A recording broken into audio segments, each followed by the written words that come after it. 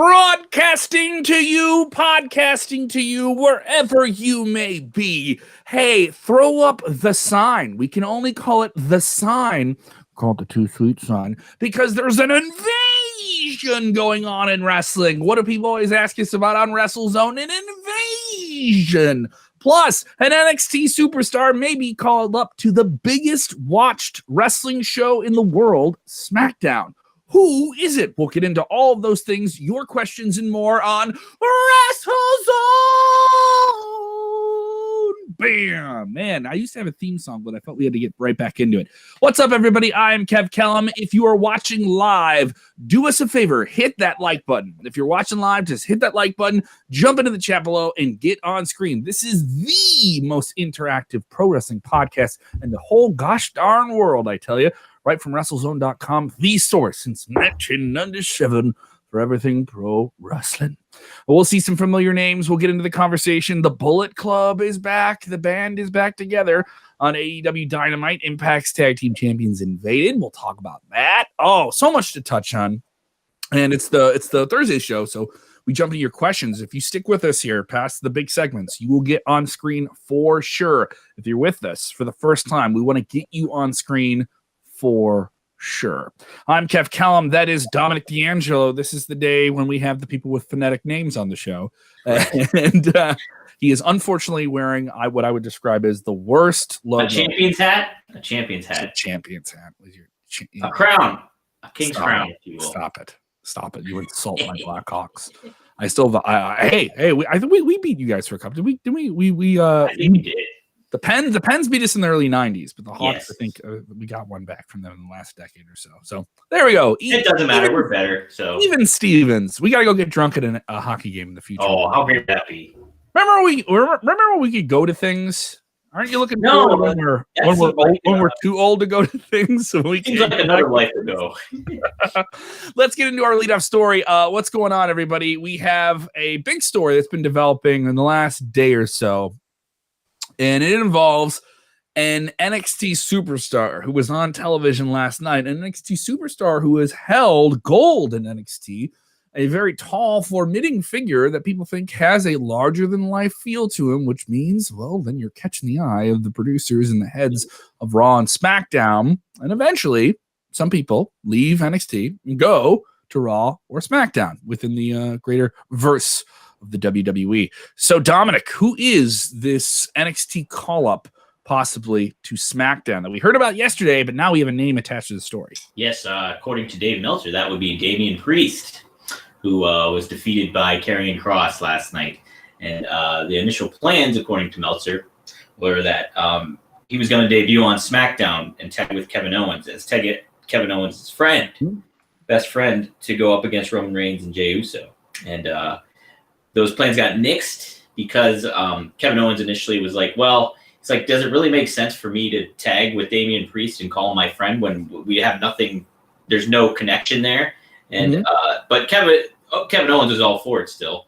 But Roman Reigns reportedly also said like he kind of agreed with KO and the plans got halted, and therefore we did not see Damian Priest on SmackDown. So I guess his call is still going to happen, but as far as a timetable as to when he will show up on SmackDown or main roster, I don't know if it's even confirmed for a main roster, like which one. That's unknown. It's an interesting scenario. I know WWE fans who watch week to week who are NXT diehards or love NXT, and they'll check out the big events for WWE, but they just feel, man, once you take my guys from NXT, they're just not the same anymore, and they get lost in the shuffle, and you do something silly to them, and I don't think that's always the case. I think that's just been the case with the last few, I would say.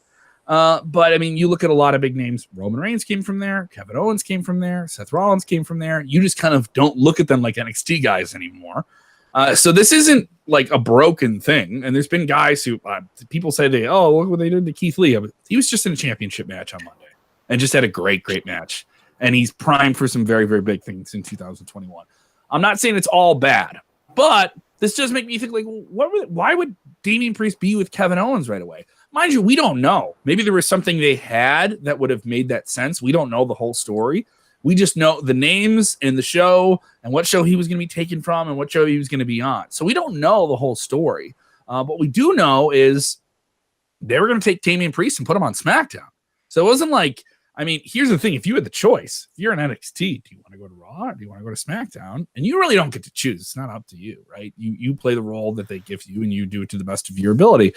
I would want to be on SmackDown. Wouldn't you want to be on SmackDown? Yeah, I'd want to be on SmackDown. There's always that apprehension when you're an NXT talent, you get called up. How are they going to utilize you and use you? But yeah, I mean, if they're like, hey, you can pick which one you want to go to, Raw or SmackDown, I'd be like, yeah, give me SmackDown. I'll be on Fox, and odds are, if I'm, well booked in something, the SmackDown just seems like an overall better polished show between Raw and the Blue Brand there. So. Yeah, I want to be on SmackDown. And you know what? The thing with Damian Priest, that he's got a leg above a lot of other talent. Not only has a dude like a persona and personality, but he's a big dude. He's charismatic. He's got a great look. So all that plays into Vince McMahon's appetite. So I think it would be a good fit, no doubt, in there. It feels one note to say it, but he is one of those guys that we've heard this term. We heard it at StarCast and a couple guys who worked in WWE. That one thing that WWE has always wanted, past generations, is they want someone when you walk through an airport. If you walk through an airport and you see that guy and you turn your head, doesn't mean he's a freak or anything. There's just something about him. Wow, look at that. Look at that guy. He's unique. There's something, and it's organic, The thing about him is he looks like a big rock and roll dude. He looks like he could be the bouncer for the band, Yeah, and in the band. And the guy has the pedigree, Yeah. This isn't like a spring chicken guy. He came into WWE NXT with a lot of shine on him already, coming out of Ring of Honor as Punishment Martinez. And now here's how a guy is really connecting. You stop calling him the name he had before he got to WWE. We only call him Damian Priest now, And recently, that came off of me, like he's Priest, like recently it did.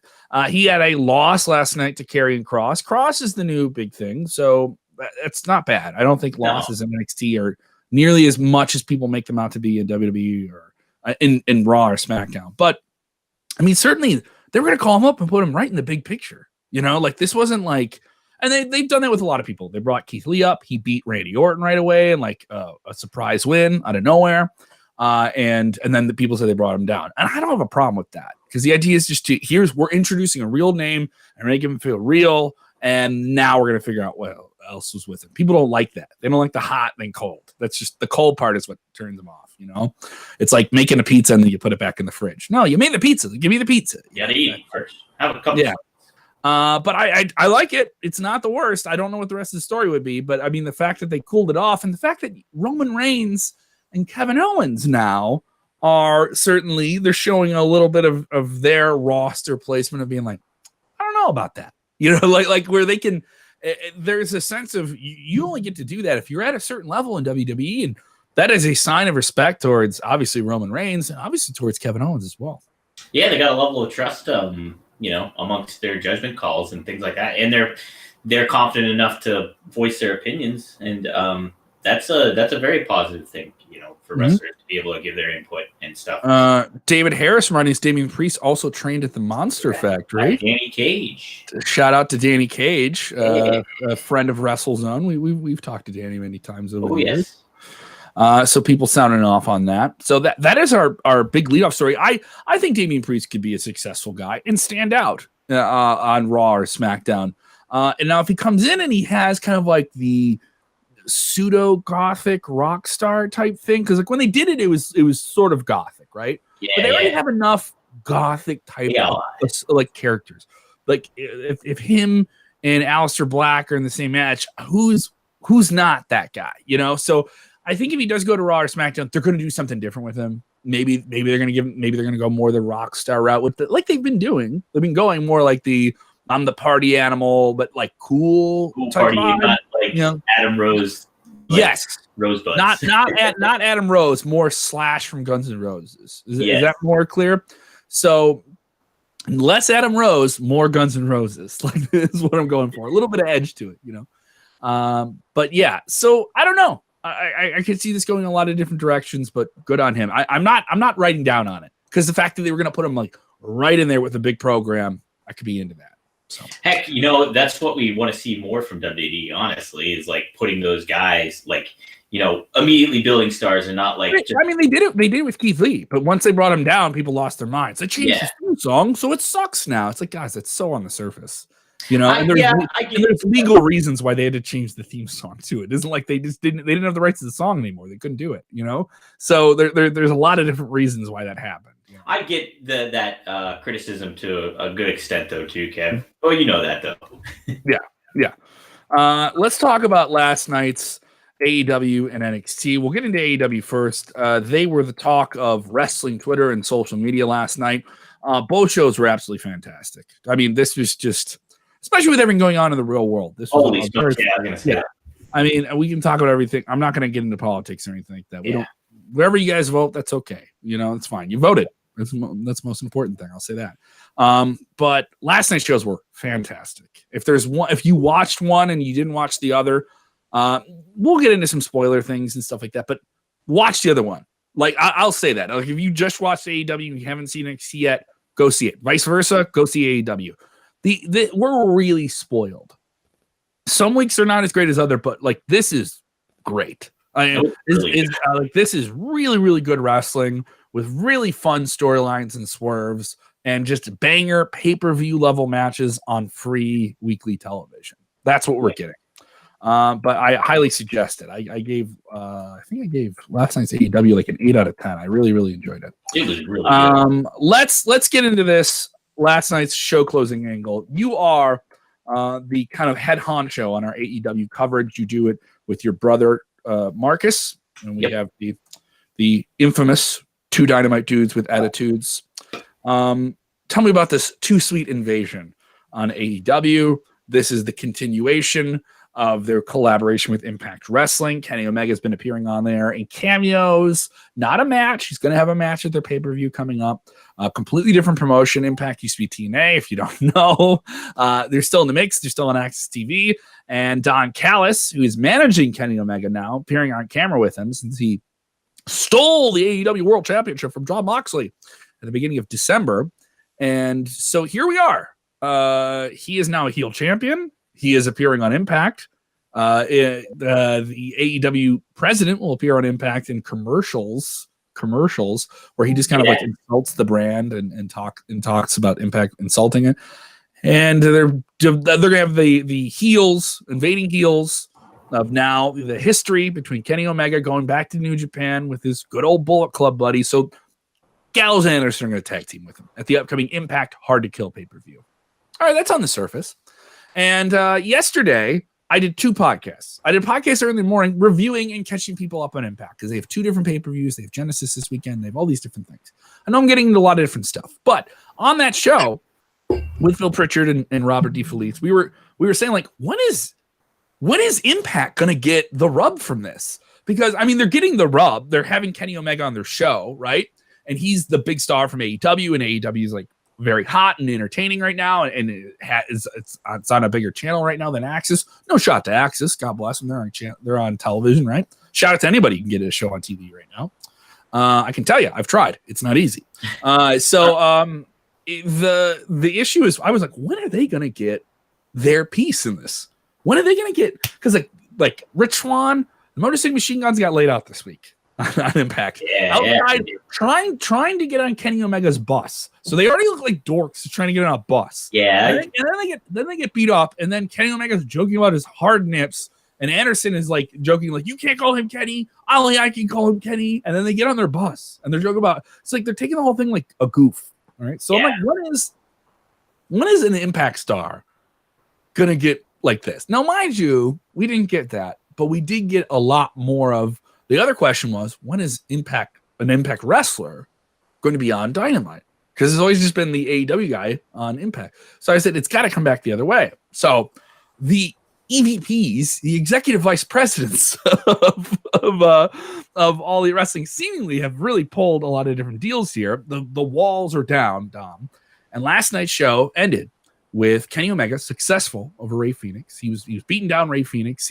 His buddies, Pentagon and Pac, were held backstage. I showed you the screen there. So why weren't they running out? Or they gave you all the logic, right? Why is Vince to save him? John Moxley's going to save Rey Fenix with a barbed wire baseball bat. Obviously, he wants to beat up Kenny Omega, right? Yeah, sure. But he doesn't get to beat up Kenny Omega nearly as much as he would like.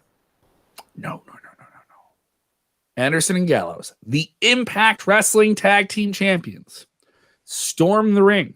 The Bucks storm the ring. The young boys that are around the ring, the young dark jobber crew try to get in the ring, and they get laid out. And the Bucks are like, what are you doing? Come on, guys. You're our friends. You can't be doing this, right, Tom? Come on now. Oh, wait, no. One of those jobbers has got their hand on Kenny Omega. Don't do that. Boom, super kick. Which means the band is back together. That's right. A two-sweet invasion. I laid it all out there. I'm sorry I had to catch everybody up, but this was the talk of wrestling Twitter. This was the talk of they are the cool guy club of wrestling in the last 10 years. Probably, people would say, the biggest brand in wrestling next to WWE at one point a few years ago. It wasn't AEW. It was Bullet Club. It was just the name Bullet Club. So what do you think here? What do you think? Where is this going? People have already brought up the idea of they didn't call it Bullet Club. They called it the sign. They didn't say Too Sweet. The Too Sweet symbol is technically like a property of WWE, which is something that they got into. They did their legal cease and desist T-shirts that they put out, because WWE owns it and they're going to protect things they own. So I don't know. Where do you see this going? I laid it all out for you there. Yeah, no, it's going to be very intriguing. I feel, how the Bucks have been kind of like this gray area. Well, kind of basically heels for a good amount of the time these past couple months as they feuded with FTR. This kind of ties it all together. Like, okay, these guys have been having a bit of broken conscience, so to speak, and so finally they show their true colors here by super kicking the Varsity Blondes, and then doing the Too Sweet sign.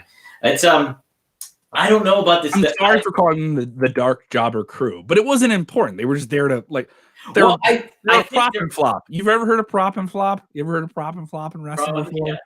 You're supposed to go out there and prop yourself to flop. You are feed to bump. And that's the thing too. That's been historical in wrestling is like the mid-carder good guys would come out and make the save, and then they'd be fodder for like the bad guys and stuff. So it's fine.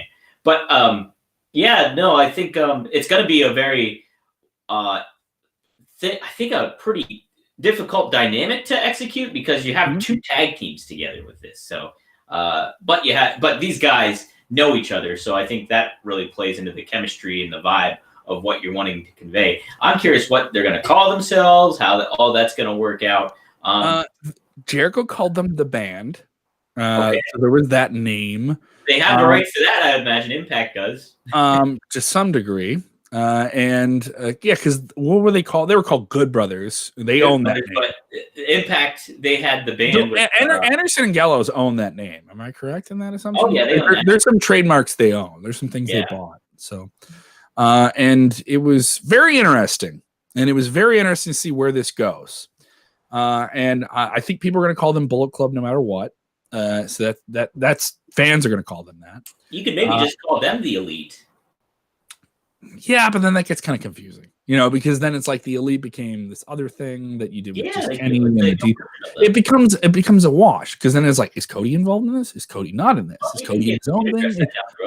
That's the thing with that stuff, is it got really confusing. like who's in a faction? Tell me who is in this faction, because sometimes you guys are a faction, sometimes you're not. And it's just like, I get it, because it's not convenient for the story, so we're gonna do this, and it's like, but that insults my intelligence. Now you're doing it. Now you're doing the same thing you say you're not going to do that WWE does, where it's like, well, 1 week, if I'm watching all the time and you got me on the ride, don't tell me this doesn't have pizza sauce in it. I can clearly see it. Get back to food. I'm hungry. So I'm interested. They got me on the hook, and it was quite the surprise. And this is after a banger match you already had with Rey Fenix and Kenny Omega. I mean, if the idea was just to, after the the awful emotional pill to swallow that was doing the tribute to Brody Lee. That's not canon. That's just a separate show. None of that was storyline stuff. They did a little bit of storyline stuff, but I mean, none of it was storyline week to week. This was, let's get it going. This was a banger show. Let's set up some things here. I mean, the expectations got to be through the roof. You're going to see those guys in a match in AEW. Who do they fight? Who do they take on? Who is the team that takes on these guys? Do you do a team battle? Are you doing 8-man matches or something like that? Because we've heard that Matt Jackson has that knee injury, and they did put, he was in an 8-man match earlier on in the night. And they're kind of being tense about what matches they put him in and how much he wrestles and stuff like that. But they don't want to take the belts off him, the Young Bucks, because they're the AEW tag team champions. Quite the picture last night. You saw Kenny Omega, AEW world champion, Bucks, AEW tag team champions, Anderson Gallows, Impact tag team champions. Look at all our buddies, all glazed up with our arm butter, right? Throwing up the 2 sweets with the belts. So, I mean, this is a faction. There's certainly a faction moving forward. Yeah, absolutely. It's yeah, the thing is like you have some babyface tag teams, but you don't have as many babyface tag teams as you might, in AEW. And some of them have something else going on. Right. You got FTR, you've got the Kingston family. And they're not, FTR is already busy with Jungle Express, right? Like they're already picking on them. So that's babyface heel. Like the dynamics are already there. And then you have the Acclaim. They're heels. The heels are not. They're not going to come in and take on this team, which is apparently heels. So another thing is like, have you turned the Young Bucks heel now? Have you turned your top tag team act that's a baby face that fans are invested in? Have you turned them heel? That isn't abundantly clear, but I think some fans just don't care. They just want to see this group back together, right? Yeah, I care. I think they should be heel, honestly. Like, the Bucks. Yeah. Just pick a. They've been doing it. I think it would just pay off what they've been doing these past few months, where all this would make sense finally, like them super kicking Alex Marvez and Tony Schiavone and all that stuff. Yeah, but then it was like, then you were heel. Then they went into that match and they were baby faces and they won the belts. I can buy that though, honestly. You look at it's yo-yo booking to me. It is. But Kev, also like I can buy into it because you look at the Rock at Survivor Series in '98, and they really got him over as a babyface. Oh, this is a guy we're gonna get behind, and then he turns on that night. Yeah, then he turns that night. So I get it, and that was effective. Mind you, this was effective. My thing is, what's next? I don't know who the team is or the collective is that you're gonna be able to put up to them. That it's not gonna feel like NWO when they were so cool and they were so in, and you just love these guys as a group, but they're bad guys, right? Yeah. So is it going to be like and that was a problem that WCW had with NWO as a faction. It was like, well, no one, unless it's one guy who's a singular guy you can focus on, like a Sting or something like that. And I don't think they're going to have Sting versus the Bullet Club. They're not doing that. Don't jump to that. This is what I'm thinking. He's busy. That's another thing is like, who are the guys that's going to take them on? Is it Cody? Well, you got Mox and you have Hangman. Okay. You have Hangman like making this pseudo alliance with the Dark Order. I think you can set it up pretty well to get those things going and cooking. Plus, you have Death Triangle because they were held back. So you think some combination of like Moxley with the Death Triangle guys. So that's 4 guys. Change them in and out, almost like Sting would align with like Lex Luger, or DDP would get involved in the mix. Then you'd have Goldberg, all kind of these battling things. You know what I'm saying? Like a faction, like you. What you're and AEW loves doing the faction warfare stuff, but they've only gone like complete with it once when they did Stampede. So that's my thing is like you guys have like storyline wise put a lot of real estate into who's in what group, right? Yeah. So and you've only really paid that off once, mind you. They wanted to do Blood and Guts and like a big team match. They didn't get it, so they went the Stadium Stampede thing on pay-per-view earlier in 2020, right? Yep. Here, this has got to be a pay-per-view match. You don't cut an angle like that and not pay it off on pay-per-view.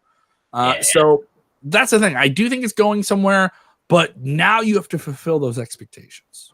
That this is like the next day, like Schmeckmark, that comes out of me. So I mean, certainly it was a fun moment. It's got to be a fun moment if you're a fan of those guys. Yeah, I think they've set themselves up very well to tell a good story in several fashions if they want to. So I think it's a really, Yeah, what an ending to the. When I was writing the match recap for Ray Phoenix and Kenny, and I saw that there was still time left, I was like, "Ooh, something's gonna happen still." Edwards texting in here with us on YouTube. Thank you so much, Edwards. He says AEW tag team division is all heels. The problem is who is there for them to have matches I can invest in. So he has a take there.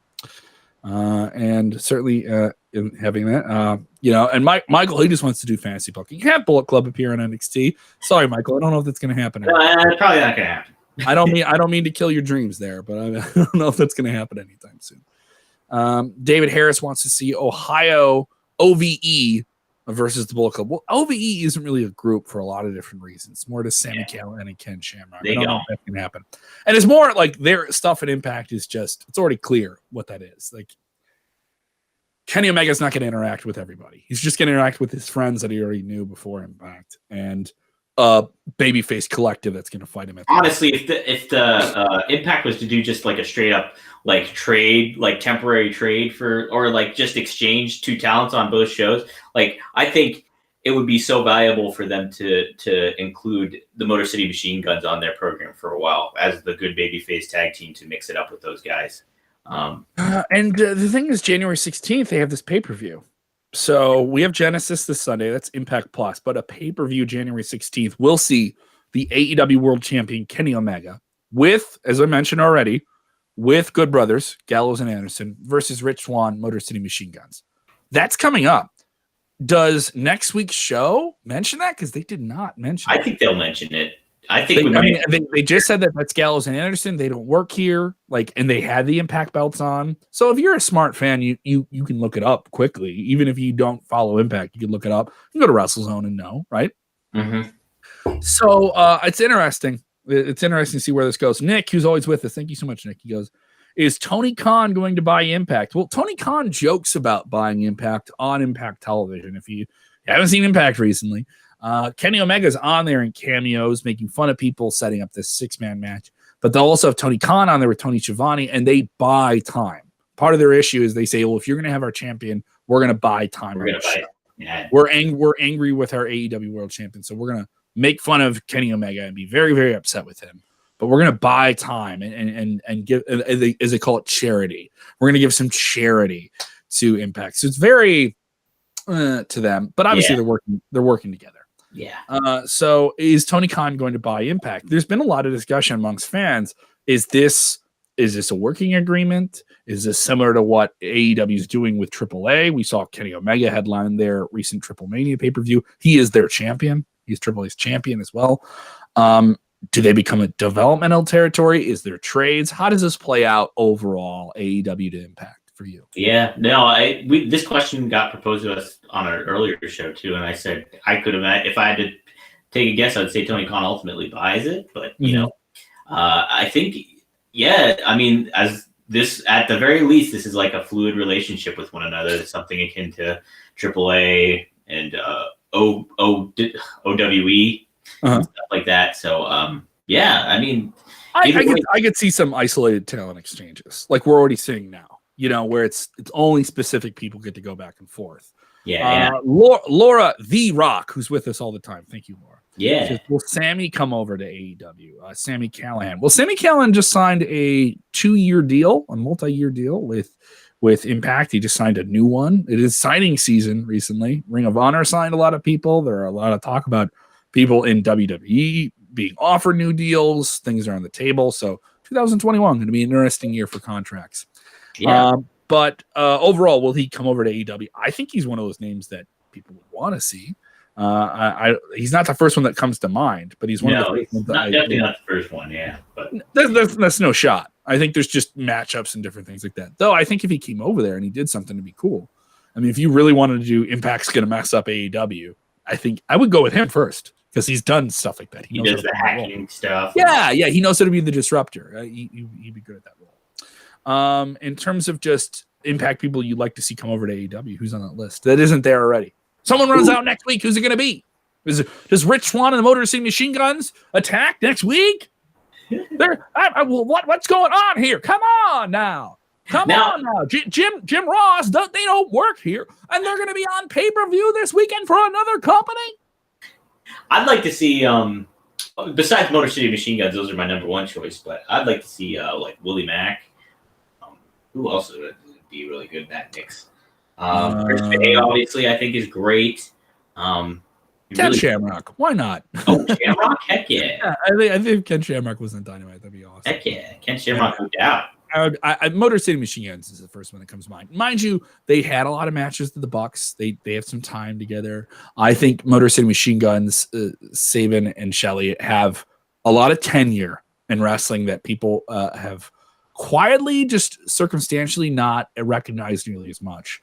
And I think they could come in there and just, I don't want to say clown any of those younger up-and-coming tag teams, but their flow of doing that style, the cruiserweight fast bang bang style, spot heavy, right? Yeah. But they were able to do that, and it worked. It was never insulting to the flow of a match. It always made sense. It was never too much. It was always just right.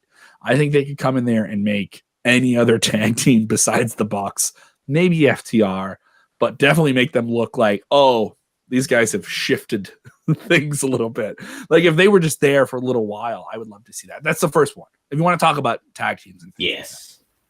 So that's the first one. Yeah. And you think too, if you got some of the knockouts involved, it's like you not only have the AEW women's division in the mix, but you got the NWA playing in, and then knockouts, like the knockouts champion, like somebody like a Deonna Purrazzo, obviously, or, you know, it is the weak spot in AEW is people just keep going back to it. If they say like this is great, this is less than, and that's no shot at the women. They have some stars. They've developed some people.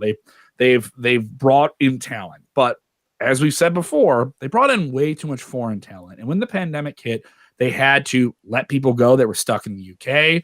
They had talent they couldn't get back over from Japan. You have Rio. She's not coming back. She was your first champion. You've had injuries. You had Awesome Kong, who you thought you were going to do something with, and it didn't go in that direction. And Akira Shida, I think, is a valiant champion, but I don't think anyone would call her a needle mover. She has these great matches, but there's just a personality factor that doesn't go beyond a certain point. She got in there with Abaddon, this new gothic monster, which is fun. There's a ceiling there, but it hasn't become what it could be just yet. So they had to go to it probably a little bit too earlier than they were expecting to. And they had to bring in the people from the NWA. There's just a lot of things that if you have to bring in so much, that the issue then becomes, where's the talent pool that you can actually pull from that makes these yours? That's the thing I think is kind of clear. Mind you, they have Serena Deeb under contract, and she's the NWA Women's Champion. But it's like, all right, what's going on here? You know, sometimes you have Thunder Rosa, sometimes you don't. And it's Thunder Rosa just signed a new NWA deal. She's not with AEW. Or are they just going to keep doing these different deals with different groups? This is one of those outside deal things that I think gets a little confusing and murky, you know, because there's no end point with it. It isn't just, you know, so I don't know. The women thing worries me, especially when I look at what, I'll be frank, look at what NXT was doing last night. That was like one of the best matches of the night. It was incredible. Rhea Ripley, Raquel Gonzalez could walk into the Royal Rumble and win it today. That's the way I feel. Like Rhea Ripley got put through a table and all these last woman standing things. Sorry, just conditioning. And this was just a banger match on NXT. I was like, either one of these women could win the Royal Rumble tomorrow, and I'm cool with it. And they can walk right to WrestleMania. Yeah. I don't think you could say that about anybody in AEW, where you could say like, all right, let's put the Veil Roses on them. They're our race winner. You know, we're going with them. And I'm saying that about their champion. I don't mean that to be it's just circumstantial. I think they got bit. So that's the division. They got bit the worst by everything that's going on there, and it's with time. So I'll give it time. You want to jump into some questions right now, Dom? Yeah, let's do it. Yeah, man. Let's get our plugs in, though. We got a lot coming up here in terms of content. The Thursday show, we get a little bit loosey-goosey. We cover 2 big stories, and we just go into your comments here. But we will have an AEW-focused show, 2 Dynamite dudes with attitudes, you and your brother. You guys will be coming up. That'll be dropping in the feed. We'll have the SmackDown Double Down as well, covering this week's SmackDown with Colin Tessier. But that isn't enough. In that same feed, we have the Best of the Business series, which is rolling out the best people that have done the best things in wrestling that maybe you need to pay more attention to. Do we do the best match of the year? Everybody does that. We're doing the people in the business of pro wrestling that are moving the needle in ways that maybe you haven't noticed just yet, and you will soon. And we're going to be talking to Scott D'Amore of Impact Wrestling. That's coming up quite soon. Check out that interview with our very own boss man, Bill Pritchard. What else we got coming on? Yeah, we got Tommy Fierro, who does the 80s Wrestling Con, I believe based out of New Jersey. But obviously with COVID, it's going to be more of a virtual thing. But what a great adaptation, though. Talk about a pivot. I know. That's not because the fan experience with those conventions is you get to go see those stars and you get your autograph or you get your picture with them. So how do you make that work? And there's a bad way to do it. I've seen it with some bands. This is me working in radio for years. Some bands try it in the last year, and they're trying, but they're not fully embracing it. What's like the example of that? Can you give me an example? Like there's meet and greet VIPs, and like they're just kind of like looking at questions or something like that. But they're like they need somebody else to guide them through it, and like kind of just like you and I are doing. Like when you're talking, I can go to the questions and get them on screen and stuff like that. You have to be fully embraced in what's going on. So I'm not saying people aren't fully paying attention, but it's not like a Zoom where it's just you and your buddies hanging out. It's still a show. So I think Tommy's done a great job of making it still feel like a show, but also still feel like an organic interaction with these stars that you like and being able to have a virtual signing. That on paper seems weird, but what Tommy's done, I saw what he did with Coco Beware. You guys can watch it. It's on our Facebook feed. It was really cool. It felt like you were having a signing with them, and it isn't the same, but I think we're also conditioned at this point to what's going on with the pandemic. And when we actually finally do get to go back to events and conventions, maybe people will find those things more meaningful. So I love the adaptions. I love how people are pivoting and making it count, making it count. This isn't just something you're doing until you can come back. No, this is something we're doing now. And this means something. The time you're going to spend with us on a screen, just like I do, when you're with us on the podcast or you're with us on our video streams, I appreciate that. Time is your currency and you're spending it with us, especially when we have so much time on our hands. All right. That stimulus, I appreciate it. So I love what Tommy's been able to do. Yeah, it's really neat. It's like, obviously with the times, you got to make the adjustments. And it's been executed very well for 80s Wrestling Concept. And that'll be neat to get his insight on making those adjustments too. Here we go. This is something we get asked about as we jump into questions. Jay Feliciano, a man who knows a thing or two or much, much more about WWE. I won't say more than that. Thank you so much, Jay. Jay is with us all the time, all right? He goes, will the partnership of AEW and Impact now send Tessa Blanchard to WWE? Tessa has been out of the mix for a long, long time. A rough start of 2020 for her. She was positioned to win the Impact World Championship. She would be the first woman to win a world championship that men can win, an intergender championship, taking that off Sami Callihan. That same week, allegations of her saying some very unsavory things that you would describe in a racist category on a wrestling tour years prior had surfaced. And there were several prominent female wrestlers collaborating that, confirming that, and saying it was unfortunate that she was in this position. Now, some people thought that was a character assassination. Other people said it was bad. She admitted that these are things that she said in the past and she has come down from. Impact stays behind her. They ride out with her. And then the pandemic is kind of crazy. Her contract's coming up, and she's your world champion, and she's not coming out to film anything. She's not even filming anything on phone to send in remote for your TV show to get to a multi-person match to get the title off of her. And then you have this pay-per-view Slammiversary where you don't even have her to show up to drop the title. So Tessa is unceremoniously dropped by Impact, is stripped of the title just days before her contract is up. And you have all of that. You have a very big cloud around your name. I think that's fair to say.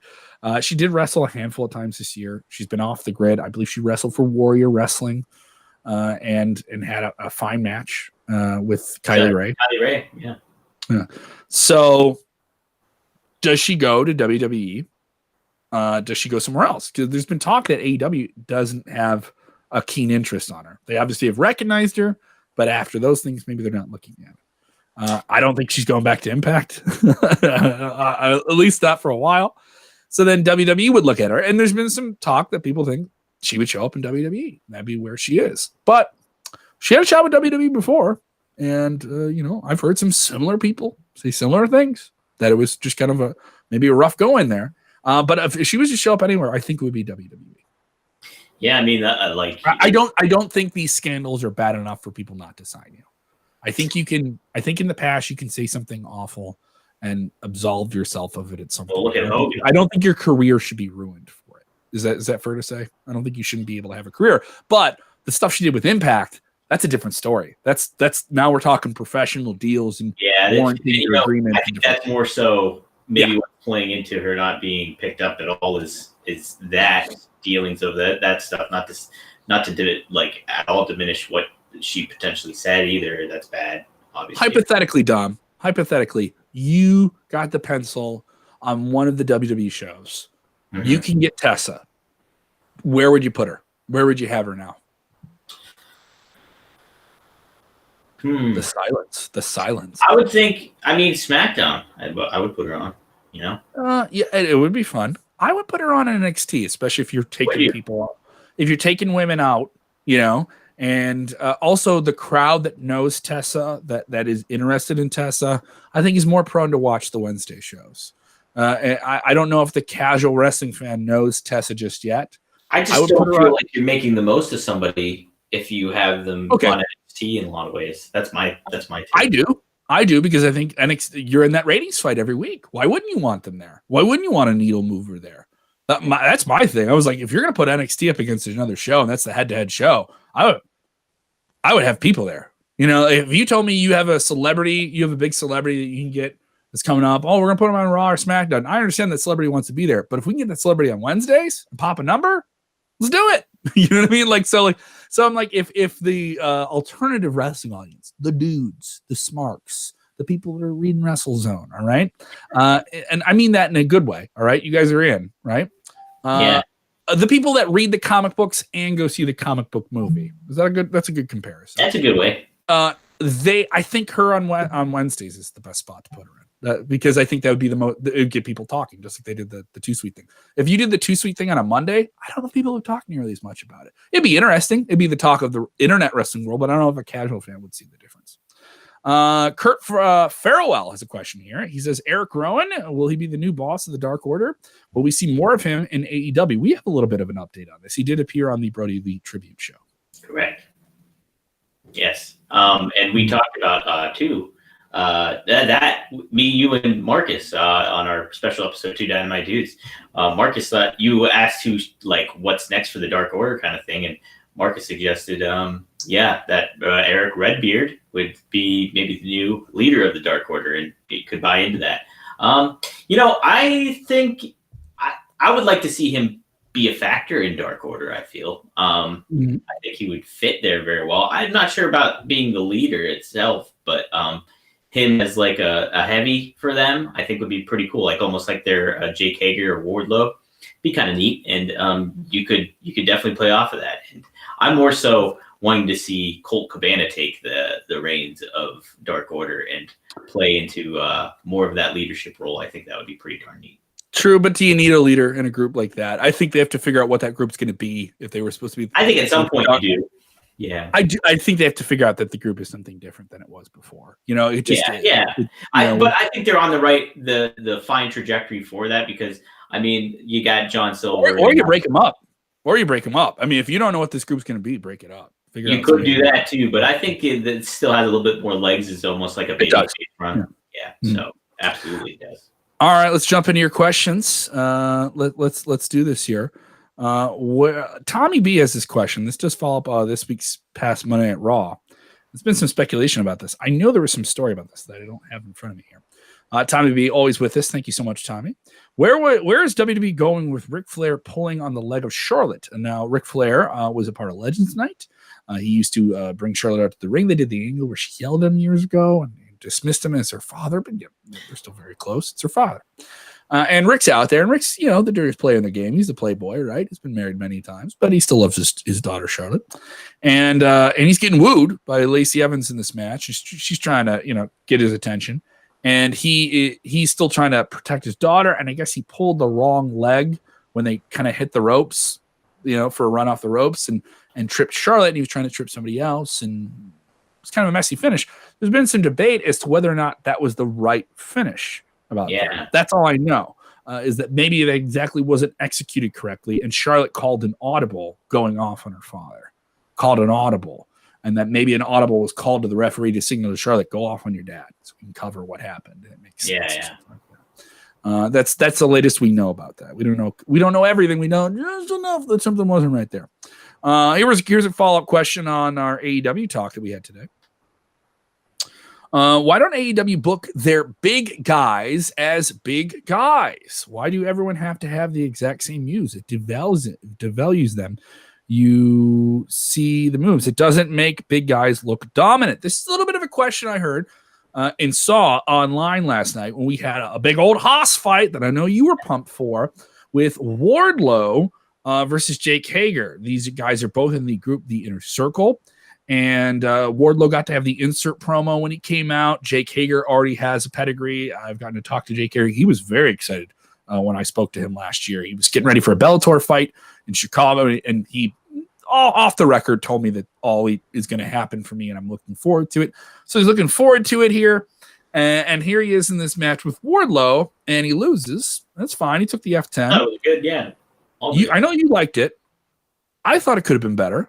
But I didn't think it was bad. I can't say it was a bad match at all. But I was looking for a little bit more from it. But it looked immediately once the match started, I was like, oh, this isn't even about these two guys. They're having this match. They're going to have this big Haas fight. But this is really about the Inner Circle guys around the ring, and it's really about are these guys going to get along? Are these guys going to get along? And that's what they were doing. And they had the match, and Wardlow beat him, and he pinned him. But are they going to get along? Are they still going to be a team? And then MJF is like talking to Jake Hager and trying to calm him down backstage. Are they going to be a team? Are they going to break up? I was like, okay, it's just a part of the overall story. But I was thinking to myself, I was like, that's a pay-per-view match down the line. I thought, like, you're giving this away on TV a little bit. I was like, I would have liked to have maybe seen that on an undercard at a pay-per-view. So I thought maybe they're giving it away a little bit too early. But what are you going to do? Because that's something you're building to. You're building to this thing, and you just kind of gave it away.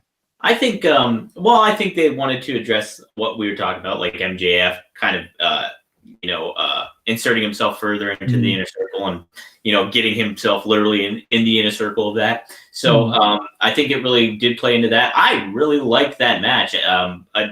Before the Kenny and Ray Phoenix match, I thought that was my personal match of the night because it was different. Like, they did show them as big men, and wrestling as big men, and then like just two hosses slapping meat. And so I thought we've gotten into meat slapping recently on the WrestleZone podcast, referring to large men hitting each other as meat slapping, which other people take as a different thing. That's a Big E original there. So.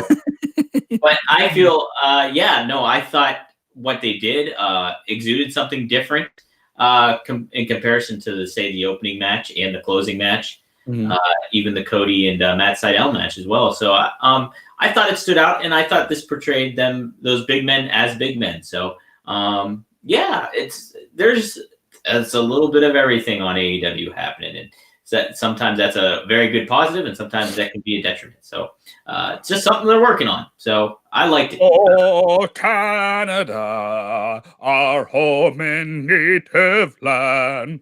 Trumpet. So there, I had to sing a little bit of the Canadian national anthem for John Kirby, north of the border. Up north, we call it Kirby. We don't call it Kirby. We call it Kirby. It's just a little bit off. That's what it's about. All right, so turn off your CBC and listen to this, John. He has any updates on -1 in AEW? Oh, this guy's smart. That is Brody Lee Jr. and Dominic Mysterio in WWE. Well, -1 is Brody Lee Jr.'s son, who AEW, an 8-year-old boy, they have signed him to a wrestling contract. An 8-year-old kid has signed a wrestling contract. This is more symbolic. This is a way of saying publicly, we're giving money to this family, and we want them to be taken care of, at least for a while. And I think the wrestling world has shown that he had a shot, too. Like, he's going to have an opportunity down the line. And if he wants to train, if this is something he wants to do when he's of age, they will provide an opportunity for that. We also saw a great comment, a great clarification. I would say it was more of a clarification from Amanda, Brody Lee's wife, and she clarified that this tribalism stuff that came out with AEW fans going off, and it's like, no, we don't look at it. Like, he just didn't want to work there anymore. They didn't want to work for him. We have a great life because he was in WWE for a long time, and those are still very good friends of ours. And knock it off. like it was frustration. It's as a star, you can get frustrated, and then you Sure. move on and find something else. It doesn't mean you. I can tell you it happens in radio all the time. Sure, it happens in any job. I could go into more detail on that. But it isn't just because you're not working for somebody. It isn't always like, F you, man. Sometimes it's just F this. And and this isn't always personal. Sometimes that's just okay, this doesn't work, but I love you guys. You can say that. I did see a video of Brody Lee Jr. getting to train with Liv Morgan and Tyson Kidd, or at least getting to jump around with them. Gotta love this. If you're a kid and your dad's a wrestler and you get to do all this wrestling stuff, he's at a very sad, very, very sad time, and a very sad time moving forward here for this family. But the fact that he got to have that purple suit and wear that mask and have that week and that time with all the wrestlers, and you saw the videos of him jumping around with Adam Cole, and Adam Cole getting down on a knee so he can take the discus clothesline, his dad's finisher from him at like some dinner party or something like that. I loved it. It was great, and it was just fun. He even got involved in the story too a little bit this week on Dynamite with they played into him cutting a promo on Marco Stunt, and then he cut a promo on Marco Stunt. There was no one there. He had the mask on. He had his shirt off. 8-year-old kid showing a body guy. When did Brody Lee Jr. turn into a body guy? All right, so out of nowhere, he's already got a body guy. All right, he's it's upper body business. Got to know that. Kids got to know it's upper body business. All right, so then he's already going off on little Marco Stunt, who people say is too little. And then here's this 8-year-old kid going off on Marco saying, you can't be out here unless there's someone bigger than you, or I'm smaller than you. It was just like, this kid knows he's lighting people up. I love it. It was adorable.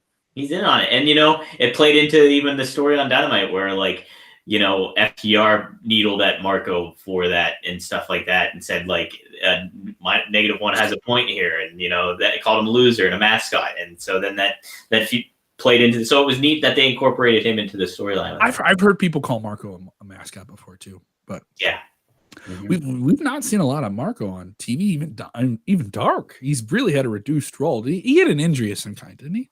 I don't know. I don't know if he might have been hurt or not. I think it's. Marco is an interesting factor to have on there because it's like you really purely a lot of because of his size. Obviously, he's talented, but it's like a lot of his size. It's going to play a factor in how you use him. Like you have to be careful. Like if you want to portray a sports like feel with it. So it's I think what they're doing with him is pretty well done overall. So another person I'm getting questions about is here in this kind of two-parter is people bringing up Dominic Mysterio. Dominic Mysterio had a very, very big 2020. He debuted at the SummerSlam pay-per-view in a great, great match with Seth Rollins. He didn't win, but he was successful and he is gonna have a very bright future. In terms of someone who's set up for the best things, Dominic is a very young man whose father is Rey Mysterio, and he has a lot to live up to. And I can tell you, I got to do an interview with Rey at some point in 2019 about an autism charity project he was working on. And he said, I'm entering the last stage of my career. He has signed a deal. At that time, he was talking about signing another deal with WWE, but said that this would be the final stage of his career, and that the whole purpose of this stage of his career, as we've seen for the last year, is to set up his son for success. And that the crowning moment of his career will be a WrestleMania match or moment of some kind with his son. And I think that is still a possibility. And I do think that is something that has been in WWE's shelf that they have there. That is, it's not on the back. It's not on the top shelf. It's right there in the middle, so they can reach to it and get to it. Dominic and Rey are positioned on SmackDown. They're on the top show for WWE. They were on Raw for a long time. They had a long, probably drawn out storyline with Seth Rollins, right? But I think something happens with him, and we haven't seen him on TV in a long time. I think he's been at ringside and different stuff like that for Murphy, who's his sister. Like the whole storyline, the whole family got brought into stuff. But Dominic, I will say this. I think he'll have a really, really bright future in WWE. I think he could have some help in NXT. I think if he went over to NXT, he got to have to be around a training center the whole time. That's another thing is this guy had to come in with no house shows, and no live events to build up the reps or anything like that. Talk about trial by fire. He had one of the best debuts I've ever seen in WWE. Yeah. And I think he's still riding high from that. Even if he's not on TV right now, he's still in the mix. There's just a lot of other things going on in WWE, and sometimes they cool people off. Also, he was on TV a lot with Rey Mysterio. I think they get reintroduced to the mix at some point soon here. They should. It's like, I think he should be somebody they really, really push. It's weird that again, Kev, this is where we come across. It's also just depth of roster. You don't have time for everyone else. Well, that's part of it, but also you want to make sure when you have a star that you build them properly and keep that in the back of in the fan's mind, in the viewer's mind. And WWE is not the best at doing that. They don't. If people go off the grid, they go off the grid for a while, and it's weird. It's just circumstantial. I think to me, it's just more circumstantial. I think that's just where we're going to disagree because I just feel like it's just circumstantial. I look at it like SNL. Like there's some people on Saturday Night Live you see all the time, and their character is really hot, but it's just about what's being written for the show and what's coming through. And some people fall through the cracks, and some people rise. All right. Oh, if you're doing a Trump impression, you're going to be on SNL. All right. Well, if you're the guy who's doing Biden, you're going to have a spot on Saturday Night Live. It's a spot-driven business. What's your spot? They had a red-hot spot for a while. It kind of cooled off. The stuff with Murphy wasn't super great, right? It was fine, right? If you want to tag him with Murphy, and here he is with his sister's boyfriend, and they're a tag team, there's something there. But what are you doing with Ray? So he's always tied to Ray. I think the big thing you can do with him is, does he break off from his father, or does he continue his father's legacy? What are they going to do? Wouldn't it be great if they were tag team champions together? I know people have said that they would like to see that. There's a lot of things you can still do with him and still do with Ray. And I think Kev, is you could do that right now if you really wanted to. Sure, but then you don't have as much time for a Bianca Belair. Well, you don't have as much time for other people. It's a time-driven thing. I'm not saying I think I'm not. It's not like I'm not disappointed. I'm just saying I understand why it's happening.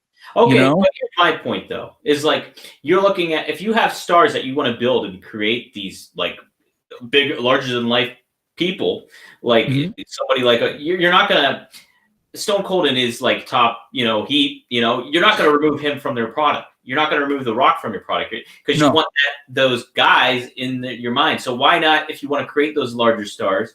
And the argument is WWE's wants to almost has that level down of making it more of the brand than the star. Mm-hmm.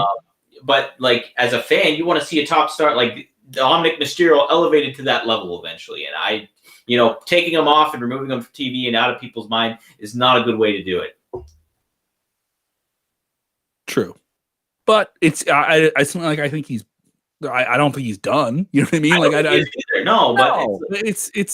I'm okay with it because I was right now, here's the severe skeptic in me, and he's really young. He has a bright future.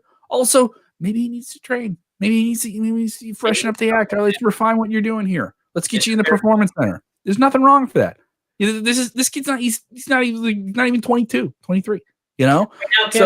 Right now, what this seems like, though, to me, and this is the severe skeptic in me. So, but sure, it seems it makes for great radio that we're doing now. Right. It seems like now what the WWE is leaving me the impression with is they got Dominic Mysterio, they elevated him in a prime position on SummerSlam, but Rey Mysterio was a factor in them trying to re-sign him. So therefore, they re-sign him, they get him, they lock him in.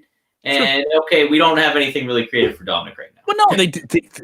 BS. They did 9 months of TV featuring him on Monday Night Raw. They did, but why aren't you using him now? That's my question. Because you can cool people off. He was on TV a lot. I'm burned out on him. I'm burned out. I'm burned out, Dom. I can't be burned out. Cool someone off. Bring them back. Distance makes the heart grow fonder. People are going to care about Seth Rollins when he comes back. The territory, so that doesn't make a little bit of sense. It's quote unquote the territory. Yeah, because we'll send him over to another territory, right? Well, there isn't another one. You just have TV shows. It's just you just have TV. I think it's a little bit more noticeable because you just see them on TV and there's no live events. Oh, I haven't seen that guy on TV. Don't worry, he's doing the house shows. There's no house shows. This is just what it is. Whatever's on TV is what you see. So when people say, oh, they're starting to go to the Performance Center, a year ago, no one would care about that. They'd be like, all right, fine. Someone gets sent to the Performance Center. They've been dismissed. No, they're getting reps. They can't get out there on the road. They can't perform in front of audiences like they used to. You have to adapt. So I get it. I'm more accepting of this stuff because of the circumstances. 219 Sosa, 219 Northwest Indiana. He's texting in here saying, any predictions on the Royal Rumble this year, men's and women's? Here's the thing. It's January. Every single show, I want to talk to whoever I'm on with as if the Royal Rumble is going to happen that day. So, Dominic D'Angelo of Pittsburgh, Pennsylvania. I have to ask you, if the Royal Rumble happened today, who would win the Royal Rumble? If it happened today, and you can change your predictions the whole month. We're not going to lock them in. We are not locking them in until like January 30th. That's when I lock all predictions. No more predictions. But go ahead. Who wins if it happened today? All right. The men's Royal Rumble, Daniel Bryan. Women's Royal Rumble, Rhea Ripley. There you go.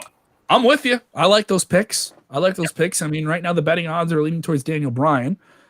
Goldberg is out of the picture. He will be in a world title match with Drew McIntyre, which has some marquee value to it. As much as people hate it, I saw more people talking about. I can look at the metrics right now and tell you more people talking about Goldberg in WWE than they were about the Pull-Up Club last night. If you want to look at trending terms and looking at all the different charts and the chartables and all these different things in analytics, Goldberg still moves a needle. And the ratings came in and they were up 400,000. Now, mind you, some people say it was Legends Night, but but the social numbers are indicative of that.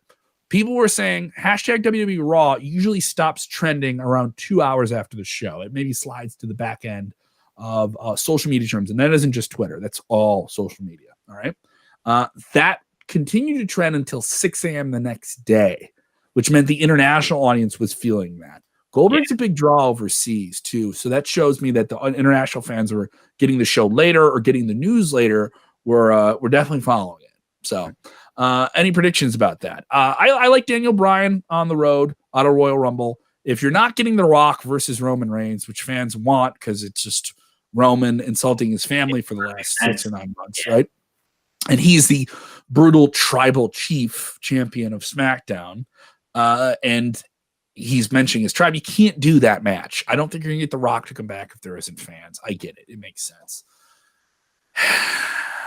Daniel Bryan versus Roman Reigns. I think they can make that match good. I think Roman Reigns can cut those promos about family. Daniel Bryan is a family man saying, I'm going to get out of wrestling and take care of my family soon and just focus on that.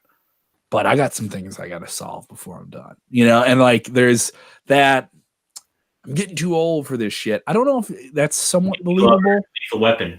Yeah, I don't know if that's somewhat believable with Daniel Bryan, but this sense of if I can't be the champion anymore, maybe I shouldn't do this anymore. Like I love it so much that I don't want to just be towing the road. You know what I mean?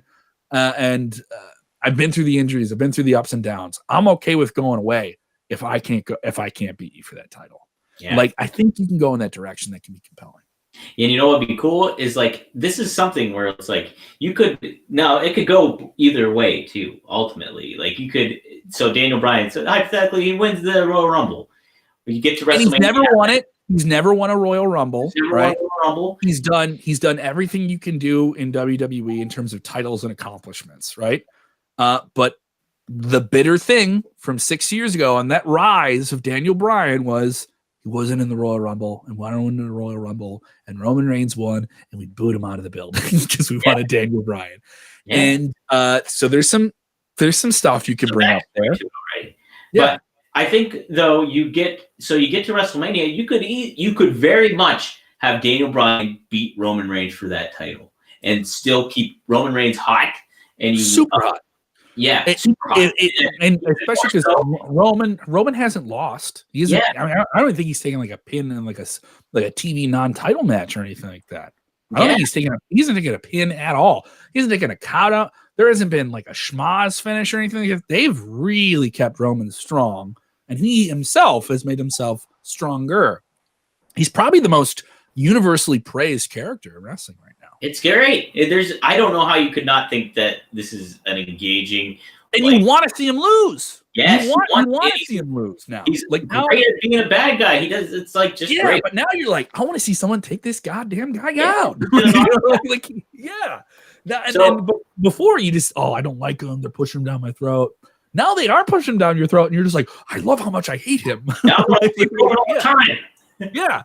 And Daniel Bryan is a guy I think that's easy to love. Yes, absolutely. He's so genuine.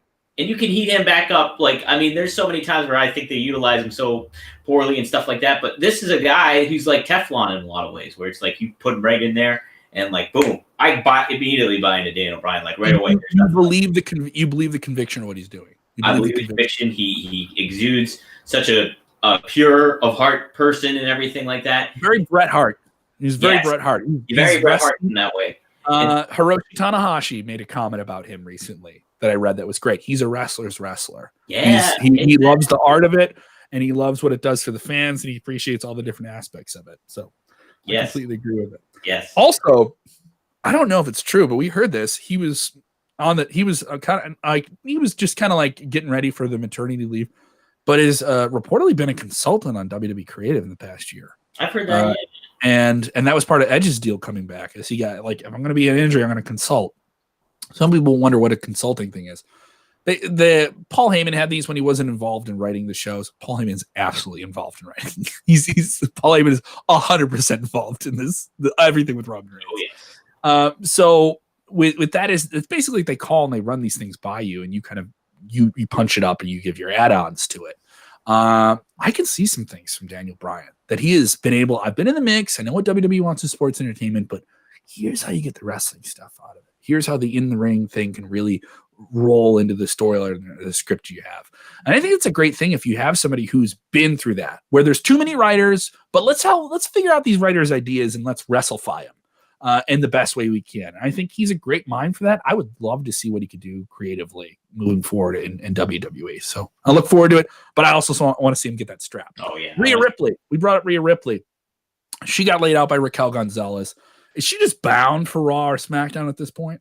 Yeah, I think so. She's just got to be there. Like, I mean, you know, the year she's had from like a match win-loss standpoint has been very not in her favor. So I think she's had great matches, though. Great matches, but like from this perspective of her winning and losing, it's not been good at all. So it's like if you have her win the Royal Rumble, that completely washes everything away, and you can have a fresh new star in Rhea Ripley, even more so on the main roster to that elevated level.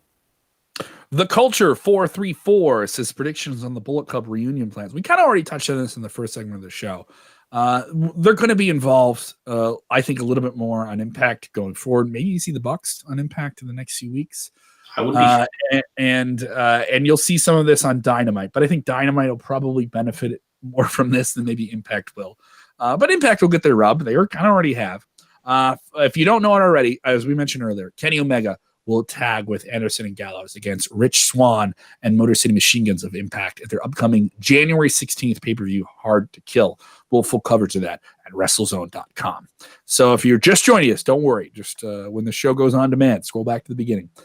Dom, we've talked nearly 70 minutes and half the show, taking questions and just riffing off the dome, dude. Yeah, baby. I'm having a lot of fun. So we're dropping 2 Dynamite Dudes. When does that come out? That'll come out probably, I would say, late Friday night. So be on the lookout on your WrestleZone podcast feed for that.